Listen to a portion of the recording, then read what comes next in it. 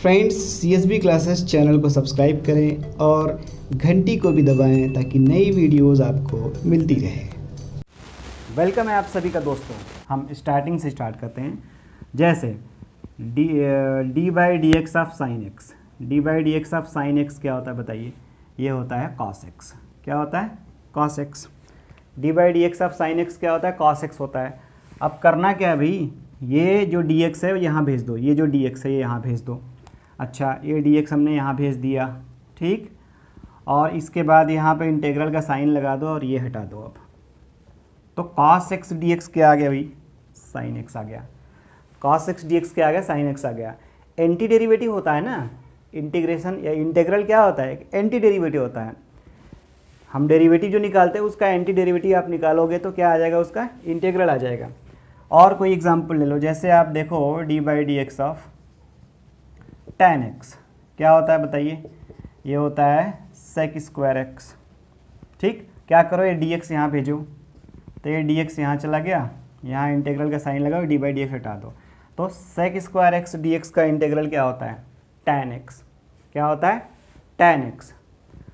तो जैसे हमें सेक स्क्वायर, जैसे कहीं पर लिखा हो सेक स्क्वायर डी एक्स, यानी हमें इसका इंटीग्रेशन चाहिए। अगर हमें नहीं पता है कि इसका इंटीग्रेशन क्या होगा तो दिमाग में ज़रा सा जोर लगाओ और सोचो कि सेक स्क्वायर एक्स किसका डेरिवेटिव होता है, तो हमें तुरंत याद आ जाएगा और यार ये तो tan का डेरिवेटिव होता है, तो इसका आंसर आ जाएगा tan x। अब देखो, अब बड़ा कन्फ्यूज़न होता है। जैसे यहाँ पे cos x का डेरिवेटिव sin x होता है, ऐसे ही जब हम sin x का डेरिवेटिव निकालेंगे तो ये होता है माइनस cos x, ठीक। इंटीग्रेशन जब निकालेंगे माइनस cos x, तो हमें ना, हम जब इंटीग्रेशन को सॉल्व करते हैं ना तो हम बड़ा कन्फ्यूज़ हो जाते हैं, बार बार हम सोचते हैं। तो देखो आपको बता दो, साइन में एक आई आ रहा है ना, आई, तो माइनस जब लिखते हैं तो यहाँ भी एक आई आता है, ठीक है।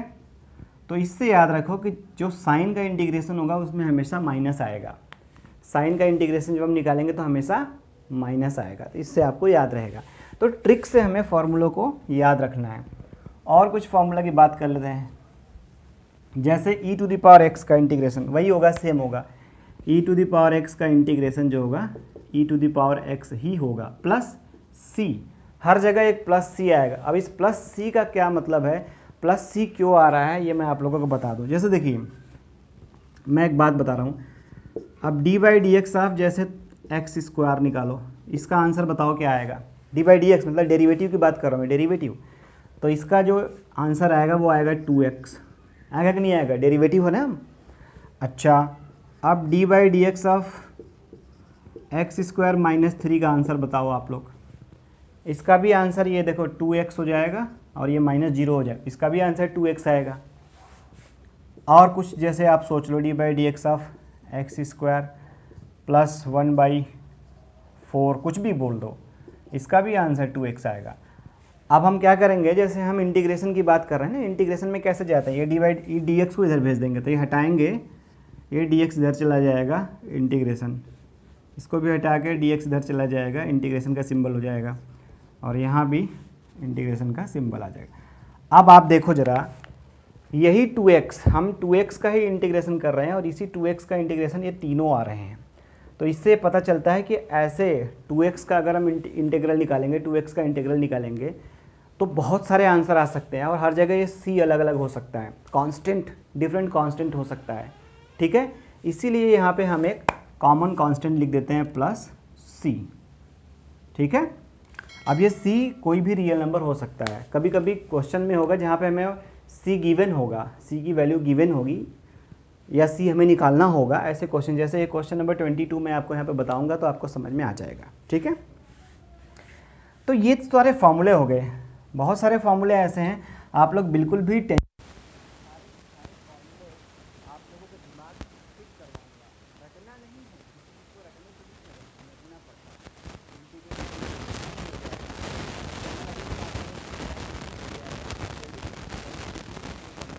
अगर आपको वीडियो अच्छा लग रहा है तो कुछ और फॉर्मूलों की बात करते हैं। जैसे हम लिख देते हैं यहाँ पे cosec square X D x, ठीक। अब यार हमें कॉसेक स्क्वायर एक्स का इंटीग्रल तो नहीं पता, लेकिन थोड़ा सा दिमाग में अगर हम जोड़ डालें तो कॉसेक स्क्वायर एक्स डेरिवेटिव किसका होता है ये हमें पता चल जाएगा। तो कॉसेक स्क्वायर जैसे हम ये करते हैं D by D x of cot X, जब हम ये करते हैं तो ये आता है माइनस कॉसेक स्क्वायर एक्स, आता है कि नहीं आता है, माइनस कॉसेक स्क्वायर एक्स आता है। अब ये माइनस हम चाहे तो यहाँ से हटा के यहाँ भी लगा सकते हैं। फिर क्या हुआ, डी एक्स से उधर भेज दो तो वही हो जाएगा ना। अब डी बाई डी एक्स चलेगा, इधर आके डी एक्स यहाँ पर लग जाएगा, तो कॉसेक स्क्वायर डी एक्स क्या आ गया, माइनस कॉट एक्स आ गया, माइनस कॉट एक्स प्लस सी। इस तरीके से सारे के सारे फॉर्मूला आप लिख सकते हैं, फॉर्मूला आप अपने से खुद से बना सकते हैं। जैसे 1/1 plus x square D x किसका होता है, tan इनवर्स एक्स का होता है, ये tan इनवर्स एक्स प्लस सी। और कोई बताइए, वैसे 1/x अंडर रूट में एक्स स्क्वायर माइनस 1 किसका होता है, सेक इनवर्स का होता है। ठीक है, इस तरीके से बहुत सारे फॉर्मूलाज हैं जो आप अपने दिमाग से खुद सोच के लिख सकते हैं। आपको ये सोचना है भाई हमें इसका इंटीग्रेशन हमें नहीं आता, लेकिन हम अगर थोड़ा सा दिमाग पे अपने जोड़ डालें तो हमें पता चल जाएगा ये किसका डेरिवेटिव होता है। तो ये किसका डेरिवेटिव होता है, जब हमें ये पता चल जाएगा तो हम आंसर ईजिली निकाल लेंगे। ठीक है, अब कुछ जैसे दो फंक्शन हो यहाँ पे, कुछ हम क्वेश्चन करते हैं तो आप लोगों को सब कुछ क्लियर हो जाएगा। कुछ क्वेश्चन भी मैंने यहाँ पे ले रखा है। ये पहले एक चीज़ और बता दूँ, जैसे दो फंक्शन होते हैं यहाँ पे। अब एक इम्पॉर्टेंट फॉर्मूला देखो, एक इम्पॉर्टेंट फॉर्मूला जैसे हमने ये पढ़ा था D by D x of X to the power N.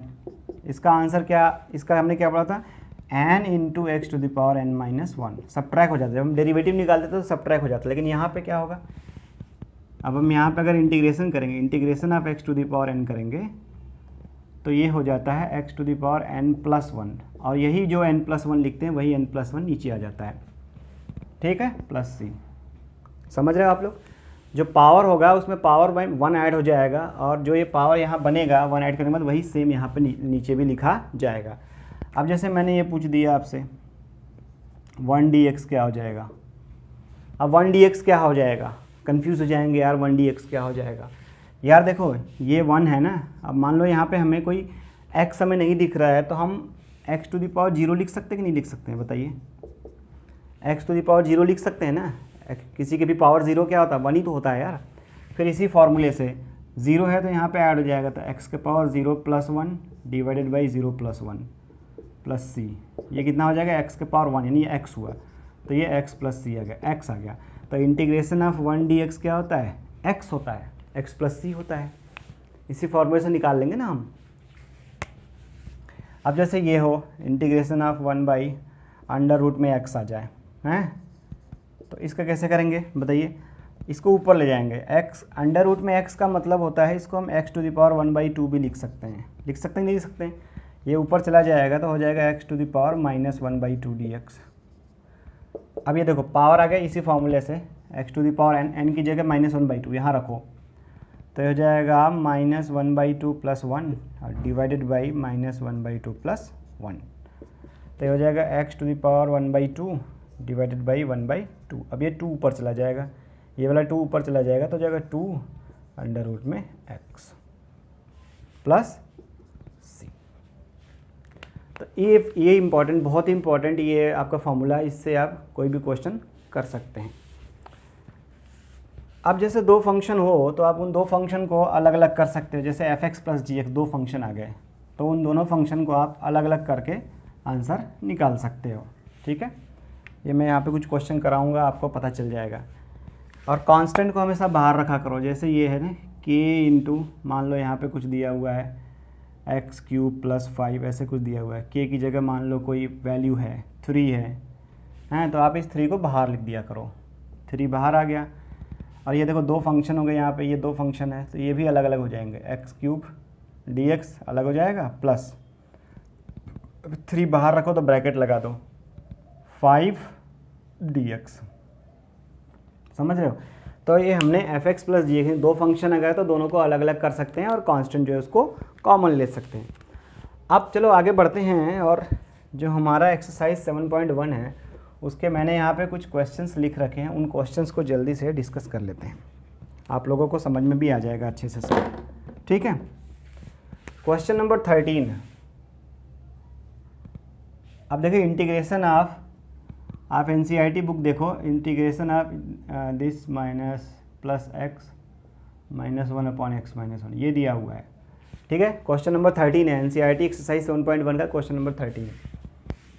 अच्छा, अब क्या करेंगे भाई, आप इन दोनों में से जो शुरू के दो टर्म है वहाँ से एक्स स्क्वायर कॉमन ले लो, तो ये हो जाएगा एक्स माइनस 1 बचेगा। ठीक है, और यहाँ से इन दोनों में से कुछ कॉमन नहीं मिल रहा है तो 1 कॉमन ले लो, तो ये x minus 1 divided by x minus 1।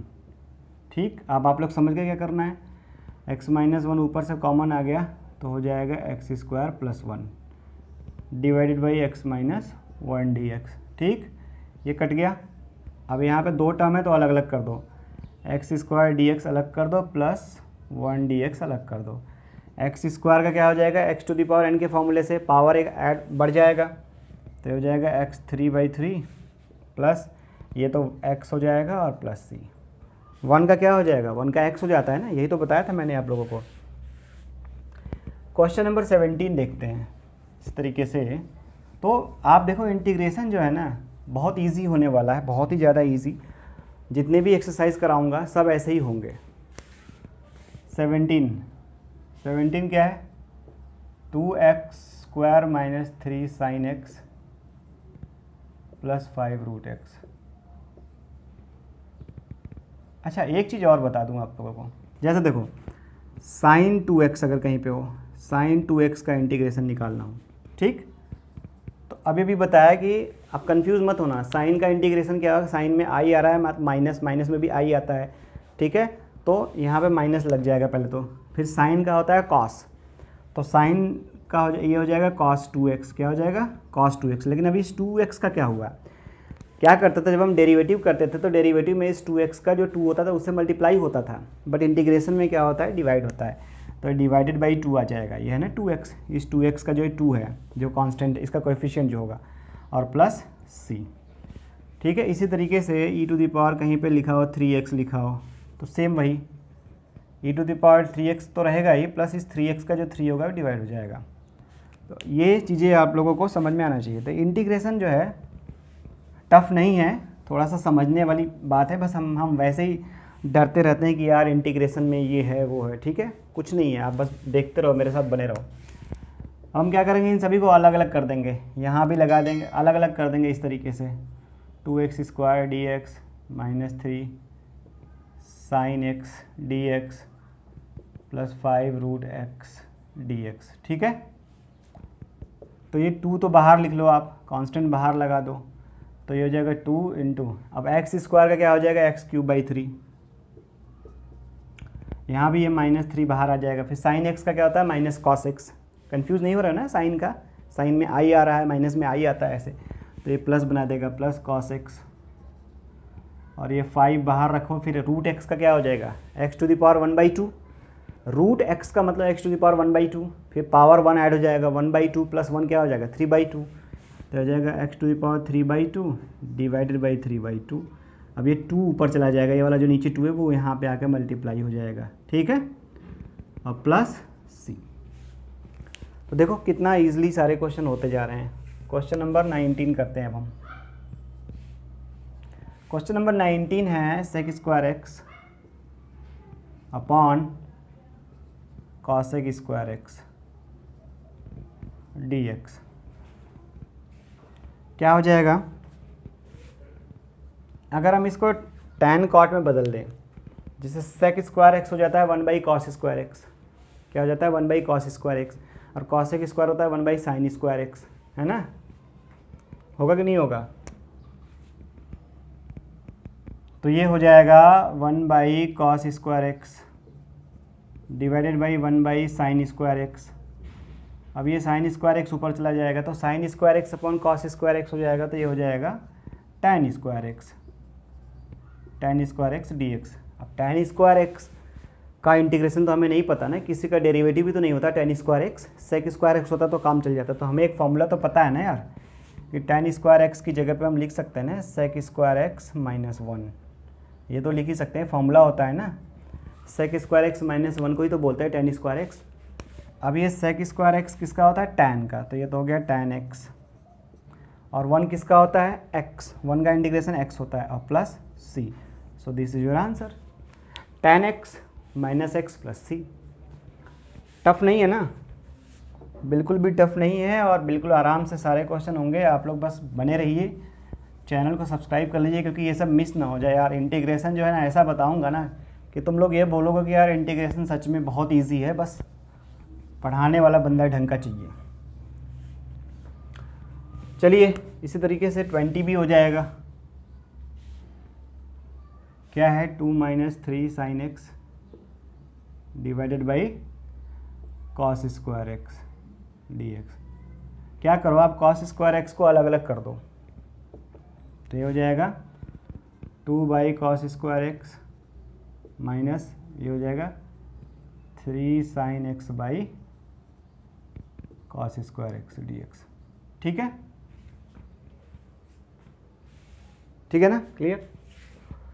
ये तो हो गया आपका 2, ये ऊपर चला जाएगा तो सेक स्क्वायर एक्स हो गया माइनस।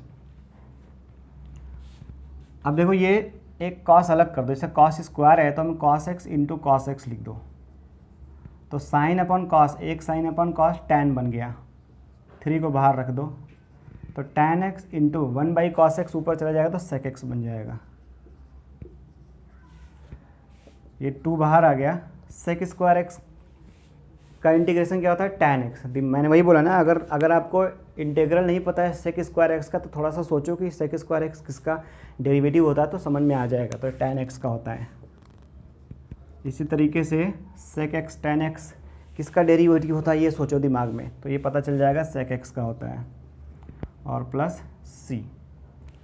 तो ये देखो ये इंटीग्रेशन चल रहा है, और इंटीग्रेशन स्टार्टिंग ऐसा है, और आप मत सोचना कि अभी तो ये स्टार्टिंग है तो इतना ईजी लग रहा है, ये आगे भी ऐसे ही होगा, बिल्कुल ईजी ही होगा, टफ नहीं होता है इंटीग्रेशन। एक और क्वेश्चन हम डिस्कस करते हैं जो मैंने ले रखा है यहाँ पे 22। देखो 22 में क्या है, 22 में लिखा है if d by D x of f x equal to 4x cube minus 3 by x to the power 4। ठीक है, और हमें ये गिवन है f2 इक्वल टू 0 दिया हुआ है। f2 अगर 0 है तो हमें बताना है कि ये फंक्शन fx क्या है, ये fx क्या है, fx क्या होगा ये हमें बताना है। तो देखो हम क्या करेंगे, dx को उधर भेज दो, वही काम करेंगे ना, dx को उधर भेज दो, तो ये क्या हो जाएगा fx इक्वल टू, अब ये dx यहाँ पे लग जाएगा, इंटीग्रल का साइन ले आएगा अपने साथ। अभी शुरू में यही सब तो मैंने बताया था, तो ये dx यहाँ पे आ गया। ठीक है, अच्छा इसका अलग कर दो तो 4 बाहर निकल जाएगा, अलग अलग कर दो, integration of 4x cube dx कर दो, माइनस 3 बाहर ले लो, x पावर 4 ऊपर चला जाएगा तो माइनस 4 dx हो जाएगा नहीं हो जाएगा, 4 इंटू एक्स क्यूब क्या होता है, x पावर, एक पावर ऐड हो जाता है ना, x पावर 4 बाई 4, और x के पावर 4 में भी माइनस 4 में एक ऐड हो जाएगा तो माइनस 3 होगा, वो माइनस 3 बाई माइनस 3 हो जाएगा नीचे, माइनस 3 बाई माइनस 3। ठीक,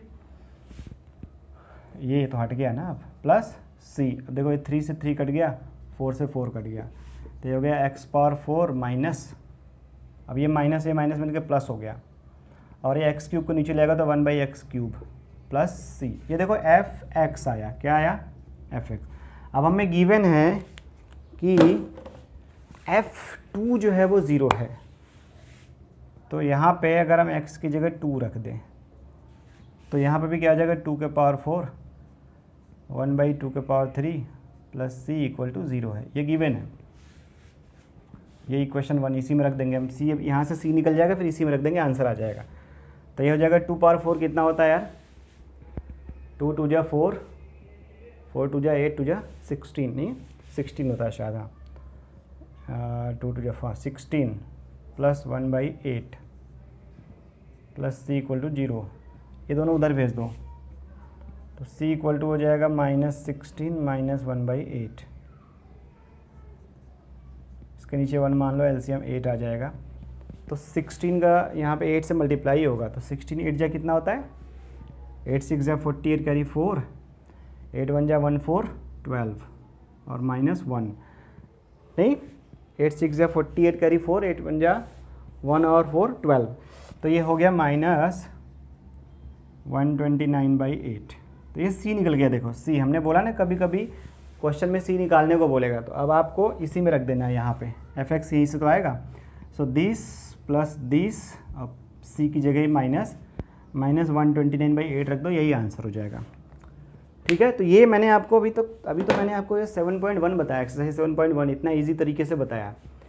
7.2 बहुत ही ईजी, मतलब जितना आगे बढ़ते जाएंगे ना उतना ईजी होता जाएगा और सारे फार्मूला आपके माइंड में फिट कर दूंगा। बस आप CSB के साथ बने रहिए, चैनल को सब्सक्राइब कीजिए, लाइक कीजिए, कमेंट कीजिए और शेयर भी कीजिए। Thank you very much.